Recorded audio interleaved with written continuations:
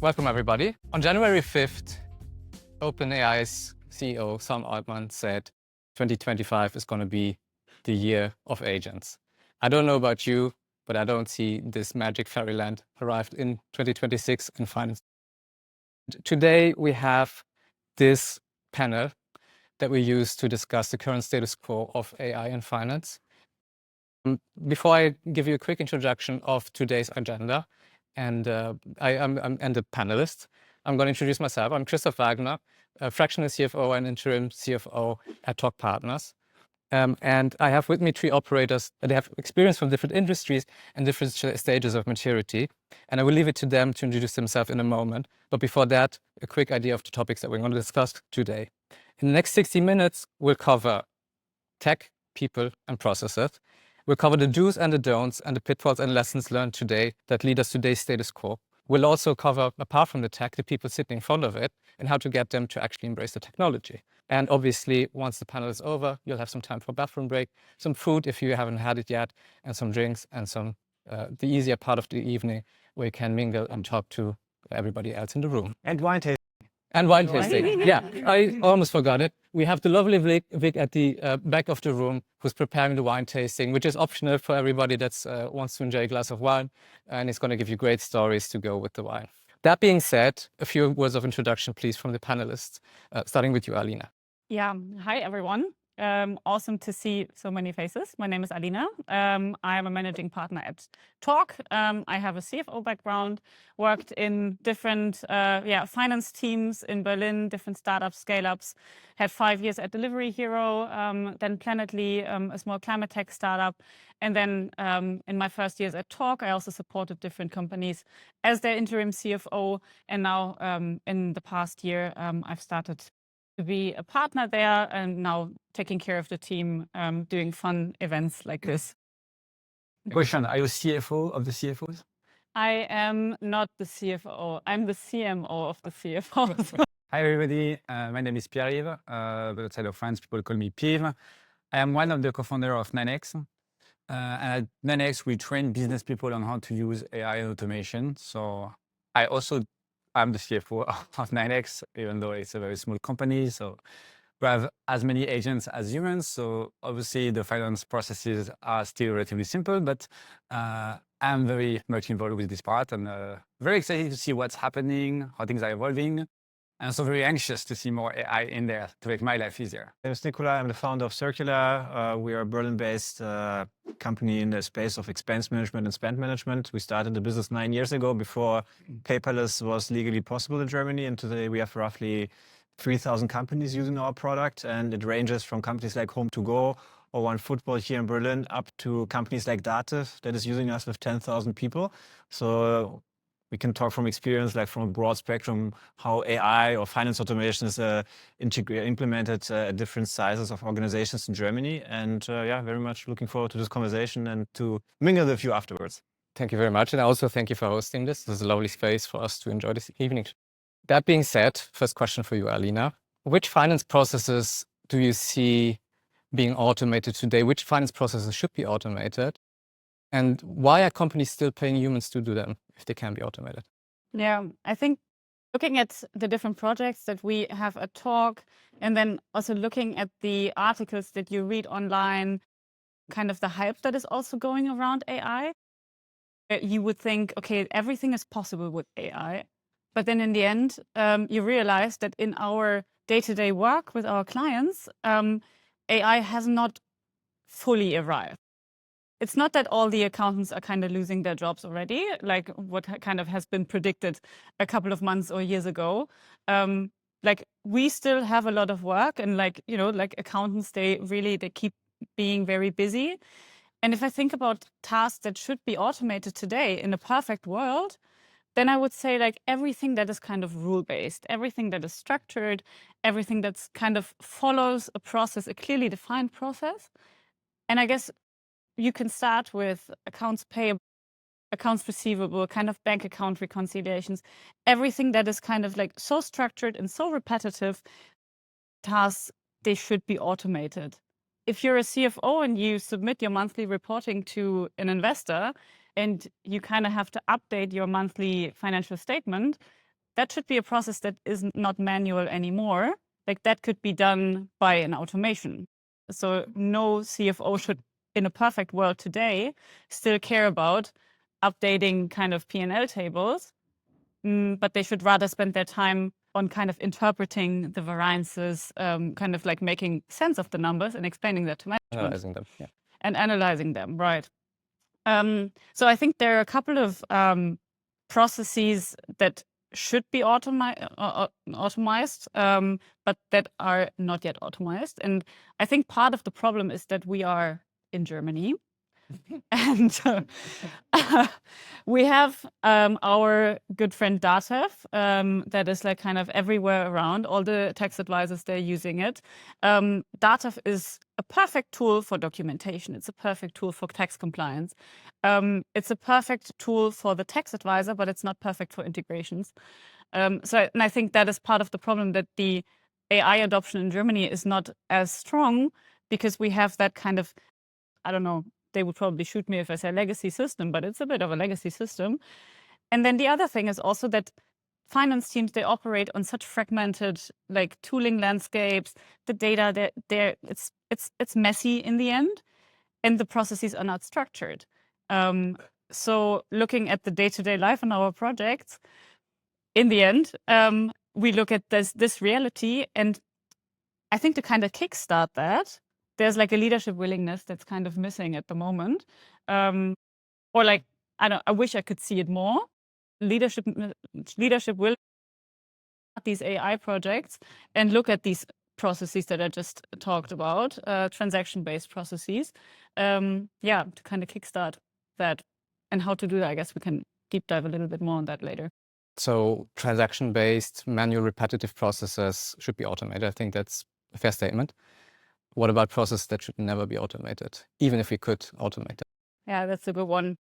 I guess anything related to like issuing payments, like I would kind of not like my AI send my monthly payment run or my weekly payment run through AI. I think that is something that a human should probably have the last say on and kind of like, authorize payments. Also, I think in the end, any kind of audit on the numbers that you're submitting, like looking at the numbers, kind of making sure that the AI didn't fail, because hallucination is probably is a problem. So you would want someone to look at it that has studied it.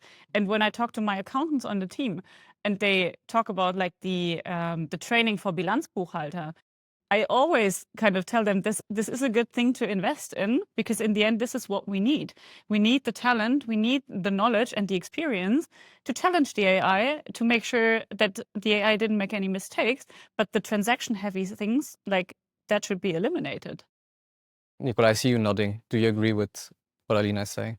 Yeah, I think that we are coming from a very like operational area of the finance stack, like everything related to expenses, and also going into invoices and credit card payments. And I think what I would like to ask also the audience is, we did a study earlier this year with YouGov. Before telling you the number, which fraction of you has already like an AI strategy when it comes to your finance department? Like, can you raise your hand if you have one? Okay, interesting. 2, this is very representative. The YouGov study, we asked 264 finance leaders, like, where are you standing in terms of AI? And 3% said that they have a strategy, right? And this is something very interesting that is very representative for the audience here. I would have thought that Berlin would be a little bit different, but also in the end, it's a question like, how do you interpret the question, right? And what does an AI strategy look like?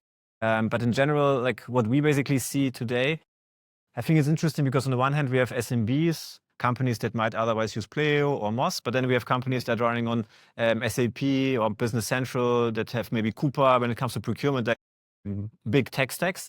I think what's interesting is that I think that like we more in this Berlin tech ecosystem, I think are further ahead compared to the average German company. I have to sometimes think about analogies from the fintech world, basically because I was previously working in fintech, sometimes coming from a continent like Africa or a country like Poland can be an advantage because you don't have to build on legacy, you just build a bank freshly on a green field.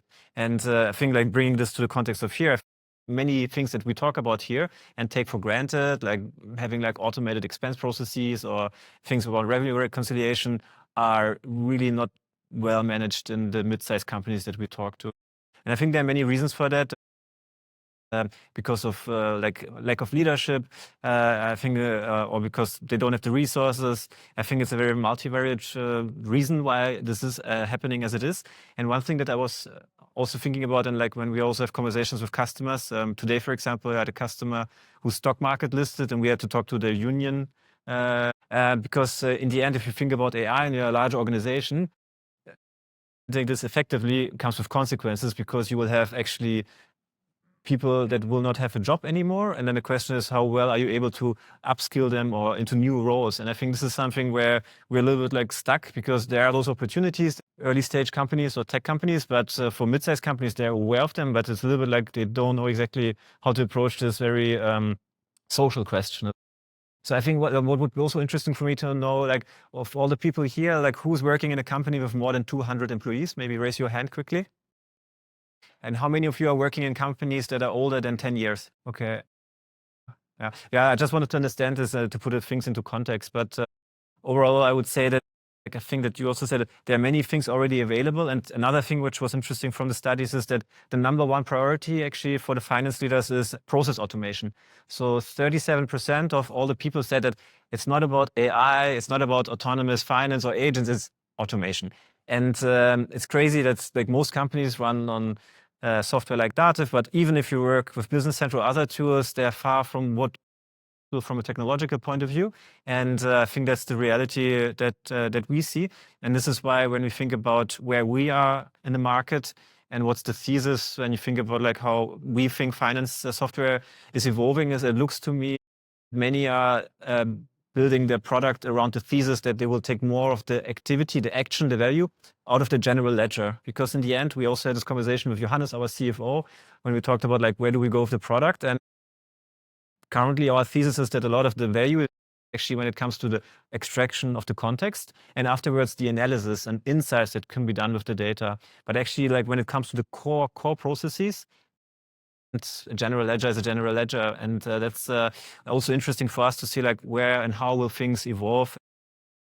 Also the question of whether you are like a platform or best of breed, maybe that's a topic to touch later upon. Overall, this is how we are seeing it. Yeah, I think it's a super interesting question. Also the direction that you're taking. But maybe to put it in the context of today, because the vision you have is taking basically the processes, automating them, and then the way you described it. But where do you see today where AI is actually reducing the workload of finance team? Is this a reality today already? I think the use cases or the processes that Alina described, I think the right ones, and also the ones that we see with our customers. I think that it's interesting, like, because I'm not a finance operator, but I just do stuff for finance people. Then when we talk about straight through processing, Dunkelverarbeitung, touchless processes, in many cases, it's still not at a high level. So when I was also preparing for this talk, I was researching like what Gartner and others say, how high is the level of automation when it comes to core accounting processes. And I think for invoices or accounts payable, it's considered good if it's between 60 and 70%.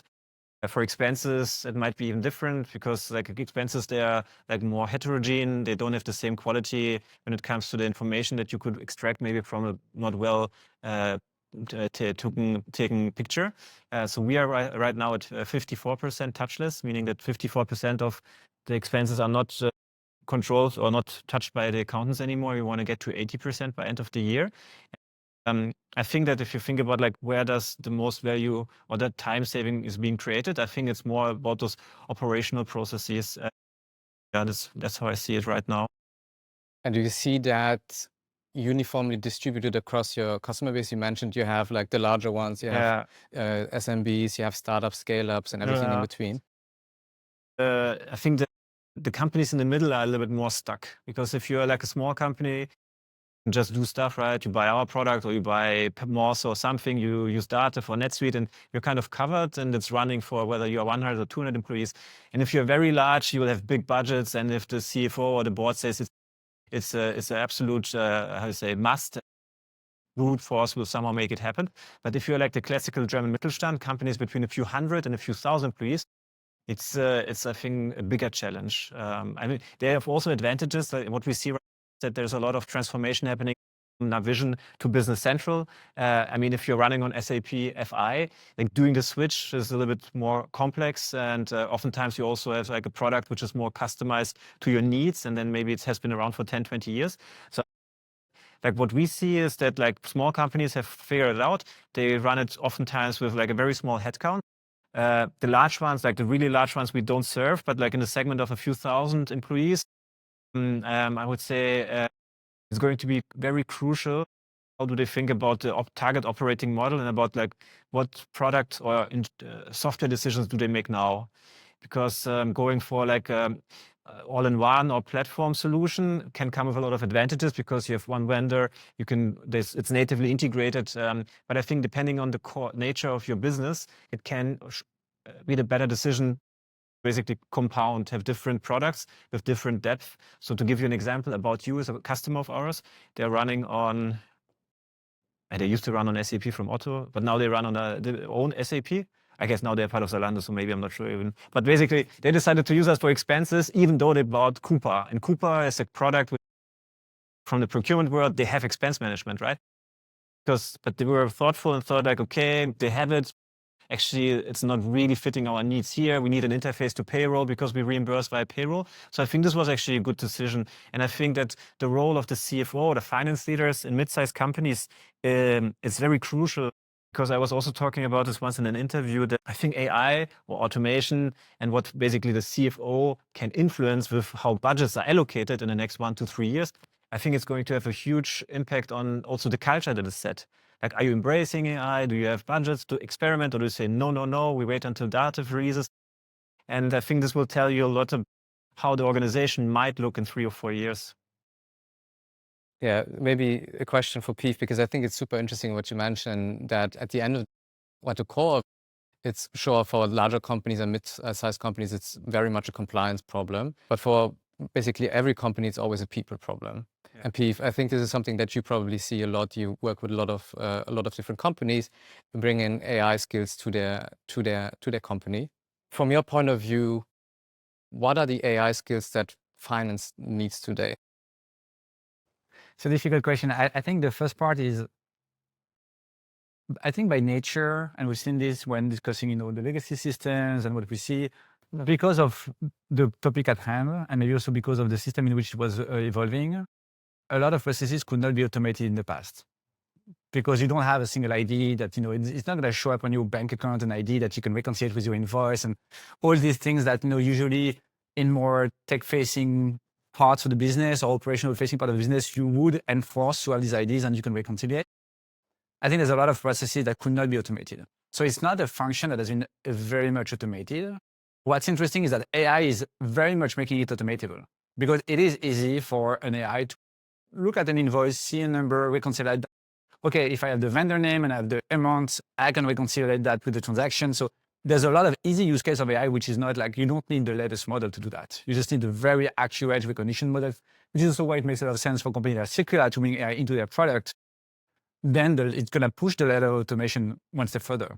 The problem with that history, very automated, is that you don't have a lot of people, I think, in that branch or in these functions, which used to build systems and used to just embrace technical solutions. Like one of the biggest tools that people are involved with is Dadev, and it's not even fully on the cloud. Automation is kind of out of question if you have to run it on premise. You can't just connect that to your Stripe. You have to have workaround. The problem is, if you haven't embraced this idea, non-technical people can go into technical topics to make their life easier. Then you don't have this kind of culture of experimenting with things, and also you don't want to experiment with your finances. I can understand that. Oops, payment went out. Sure, it's a bigger problem than just an email went out to some customers. The sensitivity of the topic, the history of the systems led to not having a very deep technological culture, except if you are in a very transactional, topics. A lot of things have been, and there's a lot of investment which have been made there. In the end, I think the most important is to understand what the technology is right now. It's difficult because, we teach this, but this is changing super. Like, had we had this conversation 2 months ago, I would have said, finance, sure, you can do a bit of image recognition, but anyway, most people work in spreadsheets, and AI in spreadsheet doesn't work. And then boom, Claude is in Excel, and like that Claude, like Opus 4.6, and he's a monster. Anything you want to do in Excel, try Claude. Yeah, maybe question for the room. Who here has tried Claude in Excel with Opus 4.6? So a lot of people, yeah, I agree. And that's a bit aggressive. The steps of the technology are really impressive. And it's evolving so fast that if you don't have this habit of understanding what it can do at different levels, and also maybe having a common understanding between the teams of what is AI, what can it do for us, developing a common language so that when people talk about what they're doing, maybe having a high-level understanding of how do I look at my business with AI lenses, what are the objects in my business, how do I look at the processes so I can identify what to automate, what is easy to automate, what is complex to automate, so having frameworks. And I would say a basic understanding of the 4 layers of AI capabilities from the AI chat. You can do a lot in the chat if you know what the good use cases are. AI assistant, repeatable chat, so to say, and then AI workflows, which is more automatable stuff, that will have natively into some of the tools you're using. And then the last level, which is injecting workflows. And now, as we're seeing with the recent evolution, the Claude Code, the Claude Cowork, agentic AI, that used to be, okay, we need to have engineers to build an agent and just give it. And then now actually you just chat and the AI is building the agent for you. And who knows, maybe automation is not needed 6 months from now because the automation is built by the AI as you prompt it, because you say, okay, I need you to look into my SAP, which Claude can do, by the way. Get information there and then just connect to the MCP of Conto, my bank, and just look at things and tell me what's off. You don't even have to express anymore what you want AI to do or how agentic the workflow should be. The AI is getting better than the humans at building the AI-based solution. There's a risk of the black box, but it's also getting in a place where there's no use case that you can do with AI. It takes time, you need to understand, how to frame it, put guardrails, but it's getting so freaking smart that it's just not a commodity. Super smart processing power is a commodity now. And the question is, how do you get people to actually bring the right information, the right context, the right SOPs, and how do you just explain to AI your process so you can have it run things that don't need to be automated anymore. You can run manually AI on something once a month. And, I'm not saying you're doing your end-month closing, but you can do a big part of it. And that's the exciting part. Out of curiosity, how do you get people to actually interact with it? Like, how do you get them? Do people need to start coding? They need to use Claude Code? Or like, what's the starting point for? I think the starting point is meet people where they are. This thing, and it depends, which level you have. With executives, calendar, email, and just showing them that just in the current state, AI is almost as good as an executive assistant. So that's the first part. We have a customer which is working at a very famous global private equity company. When Alex, my co-founder, showed him Claude in Excel, he said, okay, let's give it a try. I've done something this afternoon, it took me a couple of hours. Let's see what Claude says. And we ran Claude, and literally, like the first recommendation is, okay, that's what I sent to the board. And he's like, okay, when you see AI forward in the tool you use the most, in the thing that you are the best at, and you see it's exactly giving you what you would have said, then you change your mind. And then it's maybe, okay, if it can do this for me, then maybe I should consider doing it for all my teams, because then we can save a lot of time. Then I feel that one of the important skills for finance in AI, but not even finance, for basically every team, is being able to tell that when Claude gives you the first option, that it's actually the one that an expert would use, right? That's the one thing we tell everybody is like, don't use AI for stuff you don't know what to do. I use Claude Code, but not to code.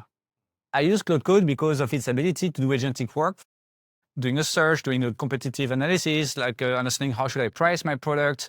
I use the ability that the coding agent have developed, breaking down tasks into sub-elements, parallelizing it, and just doing it in 10 minutes, what you would have done in days, and use that, let's say, computing brain power to play to things that I know how to do, but it does it faster, and I can always check the results. And in the end, it's a bit sad, but our job is going to become give input to AI and then check that AI did not mess it up. Which is similar to having like mid-level or junior people on your team, right? Like checks and balances makes the big difference, I guess. And I would say if I was cynical, AI doesn't sleep, works 24/7, doesn't go on strike. From a financial perspective, it's even better than junior. True. Yeah. No Betriebsrat. No, We'll have unions for AI. They'll organize themselves.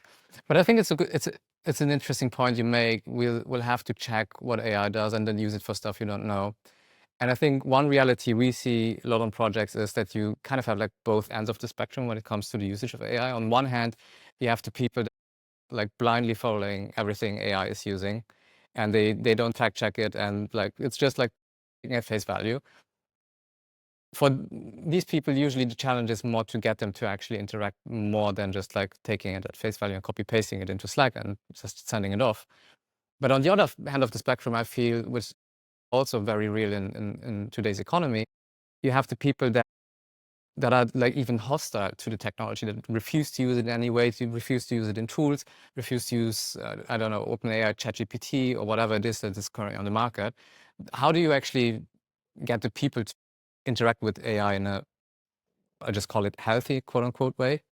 I would say that's their problem. I think like in San Francisco, they all talk now about agency being like the most important skill.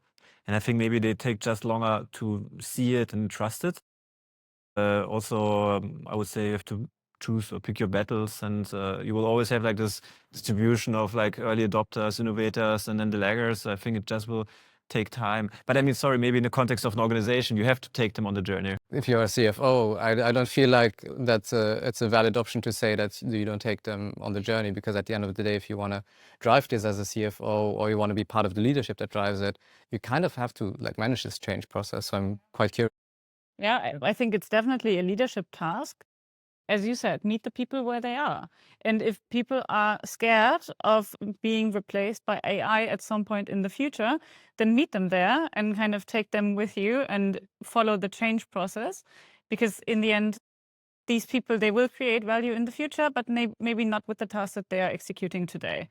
And I think it can be quite an interesting challenge for them as well to go on that journey, but also make clear that in the end, if they don't follow the journey, then they will be left behind, and maybe in the future there won't be any job for them. If like their vision is reconciling banks manually, then this won't work. So I think sparking that joy on a leadership level for this technological change, and then make sure that people are following you and are curious to learn new things, that's leadership.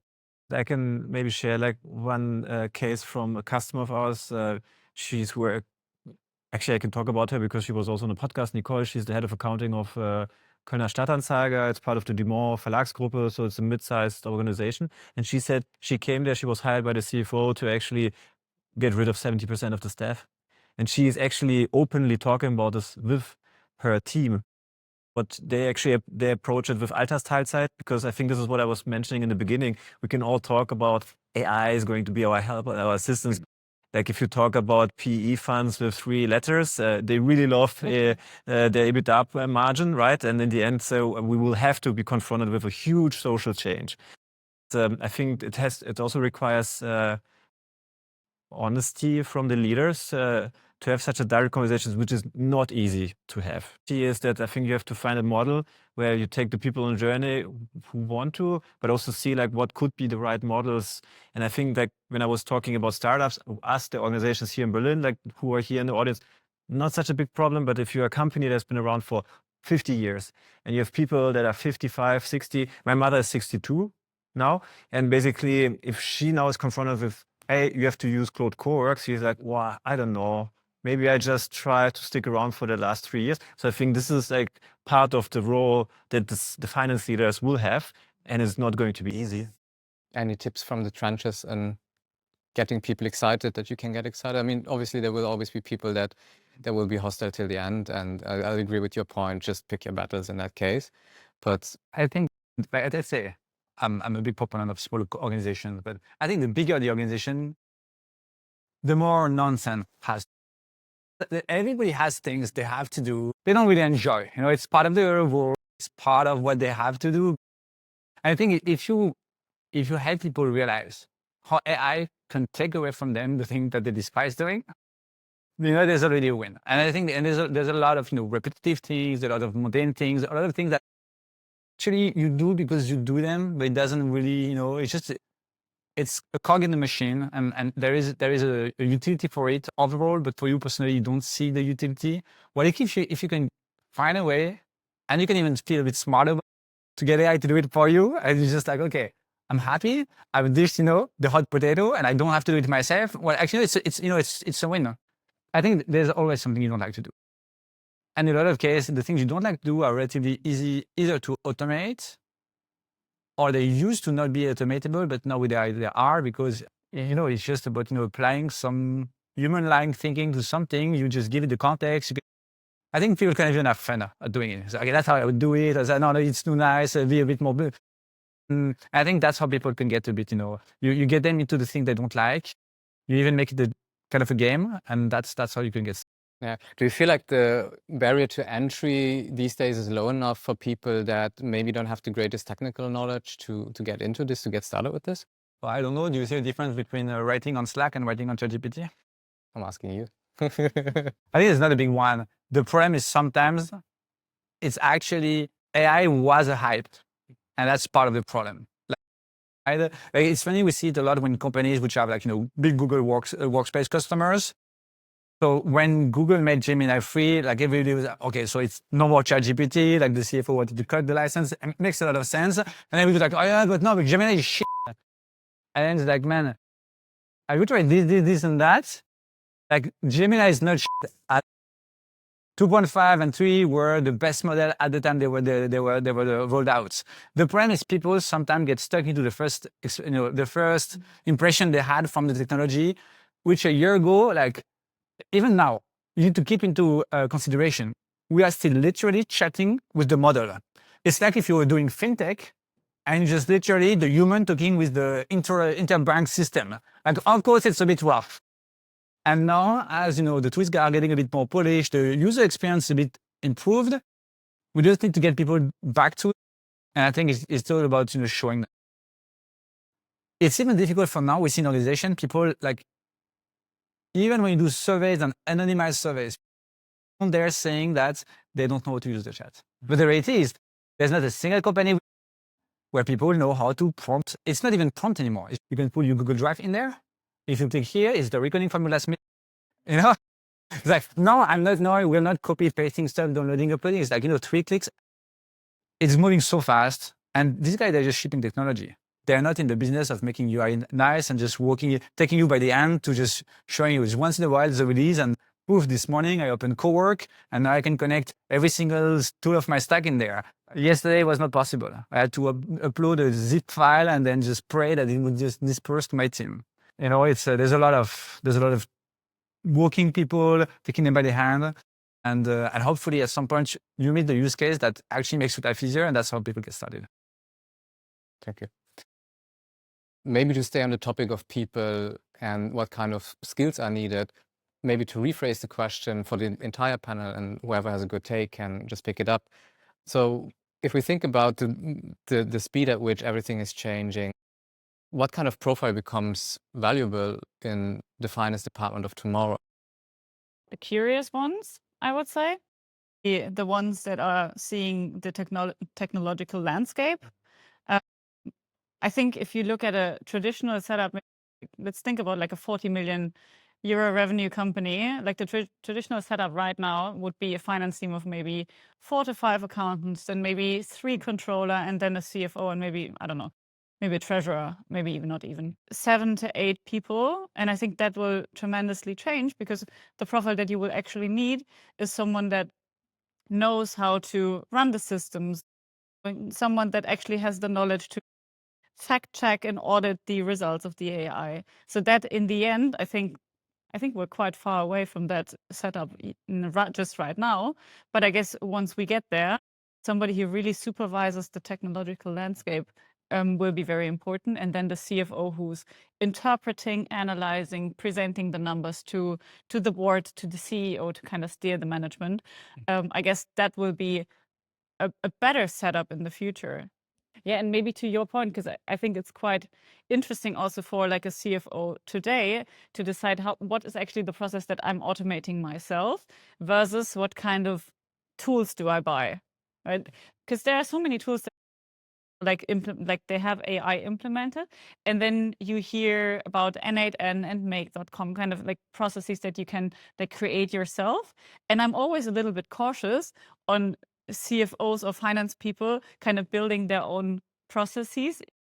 Like, you know, somebody is like super tech savvy and now they're building their own AP process with AI. I'm like, actually, I get scared because there are companies like Circula with like a big team on kind of making that process audit proof and trackable.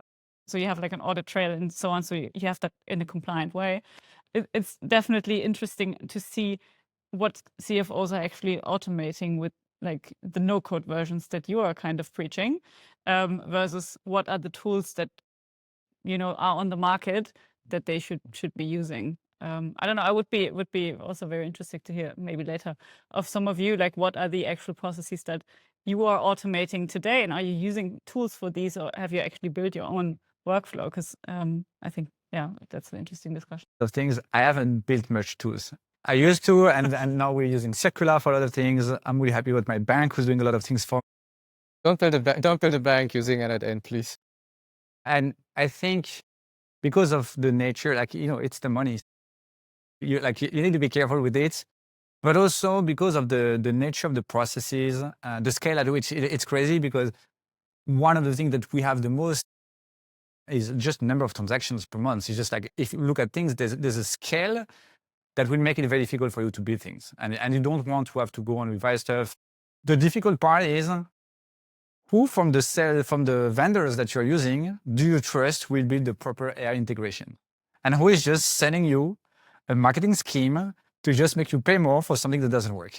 That's the big, I think it's the big difficulty. What I would say is some level of education to understand what's what will help you pick. But obviously, like, I don't think anybody should build their own system. They should build a system that replaces the Excel files that they're sharing, you know, left, right, and center with.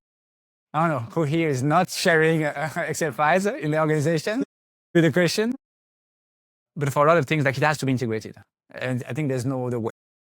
We came a little bit off track of the question, but I think you raised a good follow-up point, and we'll come back to the value question of what kind of profile, because you kind of raised the point of tools being connected. How, as a CFO, like there's a zoo of tools, not only in finance but like all over.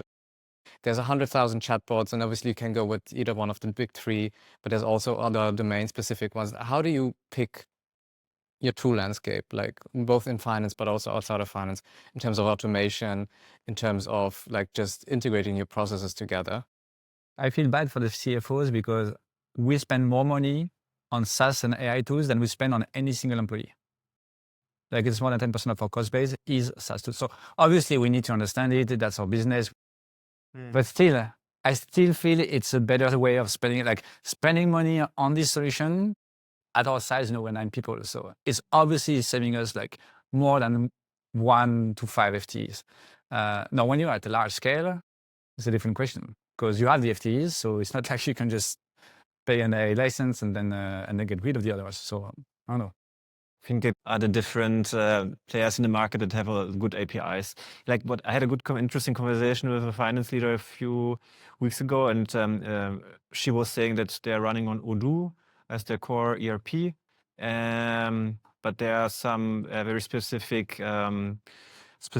use cases around depreciation of assets, because it's Everphone, maybe some of you know, where it's actually like, for them it matters a lot to actually know like what's the current value of their stock, because it's also part of how they are financing it, and it's like how say collateralized. And this is something that they built themselves. So I think like it depends also on the complexity of the organization. Like, what's your business model? Are you an agency? Then I would say use us or Moz and Dativ, and everything else is kind of gravy. But if you are a company where finance has like a bigger piece in the value creation, or like the more closer to the business model itself, then I think like having the strategy again, like where to say like it would be stupid for them to build their own ERP. Then you pick Odoo or Dativ or NetSuite or whatever as the core, because this is the foundation which is stable, and you want to have a vendor which will be around and who you can trust that they will work with it well. On top of this, they are using us and other tools, and for these core processes, they build something with their own machine learning algorithms already, and it runs well. So I think that this is where you have to look at what's your business model. Where can you create an alpha, or where is IP, which is very hard to buy off the shelf? And this is where you go, maybe even for spreadsheets, and now you redo it again with Claude Cowork. But for the other things, I would always pick the tools which are already proven. You can assume that we and others moving also at a rather fast pace to get to the same outcome, what you might get if you build it yourself. And I think also if you look at X, you see those memes popping up. Oh, I just canceled my Calendly subscription. I'm saving $10 a month. My new tool built myself is 10 times less accurate and cost me $200, right? So I think you've had a little bit maybe of a joke, but you have to find the right balance. How much time do you apply for tinkering and doing stuff versus actually running the business? And I think something that should also not be underestimated is the total cost of ownership from maintenance, troubleshooting. So if something doesn't work, people can come to us and complain. If you're not really proficient and you don't know how to debug or whatever, it can eat up quickly a lot of the time that you were thinking that you would save. So I would say core, very strong, based on a vendor you can trust. Core IP, build yourself, and for the rest, use tools which are established.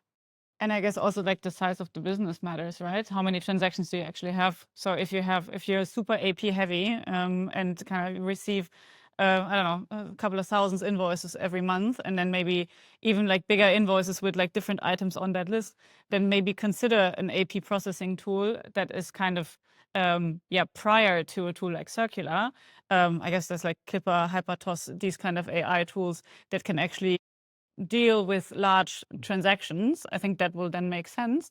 Other companies, if you have a private equity buy and build company with several entities all across Europe, then you might want to consider something like Flowcast or some kind of month-end close reconciliation tool that helps you with your accruals. So I guess it's so individual also. Where do you have chaos? Where do you consume your people's time? And then based on that, you kind of make out your strategy on what tools you want to use. But I think in all of that, there's one thing which is true. The stuff that you do manually, you should consider doing it manually, but with AI. It's not about using AI to replace the system. It's to replace all the manual work. God knows there's a lot of manual work still happening in every organization. Can you explain what you mean the manual work with AI? It's an image we came up with. I don't think we came up with, but we found it somewhere, and we put it in all our workshops at some point.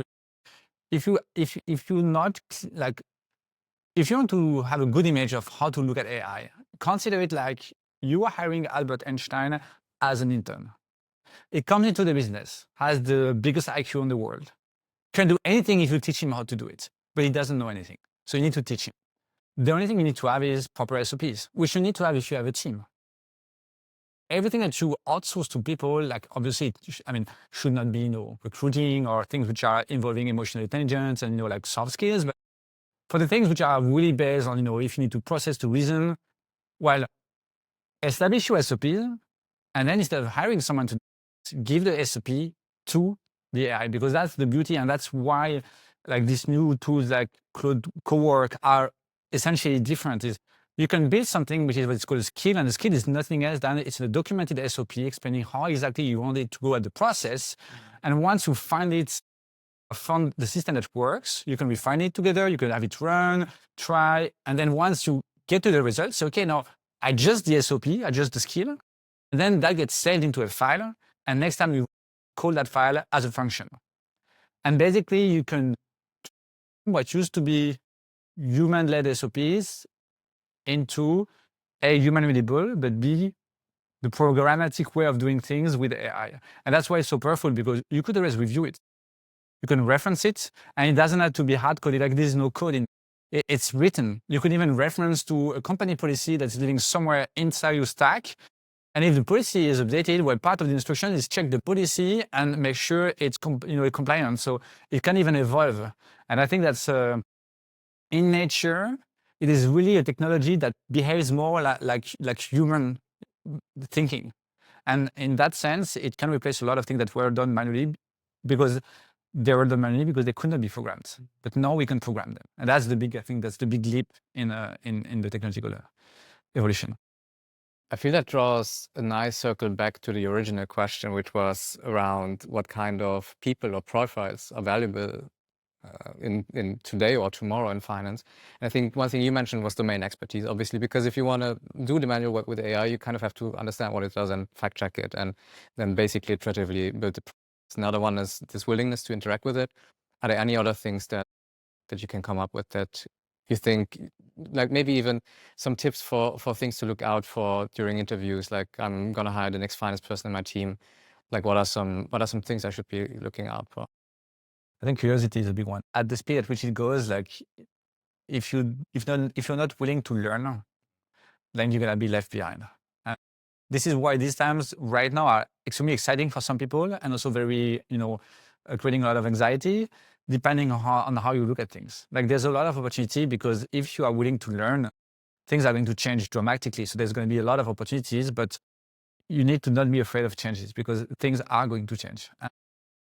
And the worst part, or I don't know if it's the worst or the best part, it's like it's too late. I think now it's pretty clear the change has happened. I have 2 kids. I don't think they will see and live in a world which is the same as the one we lived in. Like, I'm not even sure they should go to college. I think they should learn how to build something with AI and play on the side, or become an artist.